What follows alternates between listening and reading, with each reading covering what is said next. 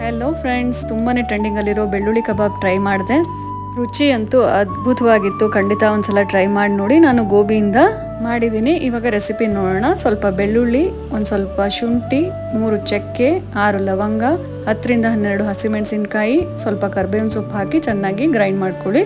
ಆಮೇಲೆ 3 tea spoon ಜೋಳದ ಹಿಟ್ಟು ಅಥವಾ ಕಾರ್ನ್ಫ್ಲೋರ್, 1 ಟೀ ಸ್ಪೂನ್ ಮೈದಾ, 1 ಟೀ ಸ್ಪೂನ್ ಅಕ್ಕಿ ಹಿಟ್ಟು, 1 ಟೀ ಸ್ಪೂನ್ ಕಡಲೆ ಹಿಟ್ಟು, ಸ್ವಲ್ಪ ಅರಿಶಿನ, ಸ್ವಲ್ಪ ಉಪ್ಪು ಹಾಗೂ ಕಸೂರಿ ಮೇಥಿ ಹಾಕಿ ಸ್ವಲ್ಪ ಎಣ್ಣೆ ಹಾಕಿ ರುಬ್ಬಿರುವಂತಹ ಪೇಸ್ಟ್ ಹಾಕೊಂಡು ಅರ್ಧ ಕಪ್ ಅಷ್ಟು ಮೊಸರು ಹಾಕಿ ಚೆನ್ನಾಗಿ ನೀರಿಲ್ಲದೆ ಕಲಿಸ್ಕೊಳ್ಳಿ. ಇದಕ್ಕೆ ನಾನು ಗೋಬಿ ಹಾಕೊಂಡಿದ್ದೀನಿ. ಚೆನ್ನಾಗಿ ತೊಳೆದು ಇಟ್ಟಿರುವಂಥ ಗೋಬಿ ಹಾಕೊಂಡು, ಅಕಸ್ಮಾತ್ ಕೋಟಿಂಗ್ ಸರಿಗಾಗಿಲ್ಲ ಅಂದರೆ ಇನ್ನೊಂದು ಸ್ವಲ್ಪ ಕಾರ್ನ್ಫ್ಲೋರ್ ಹಾಕೋಬಹುದು.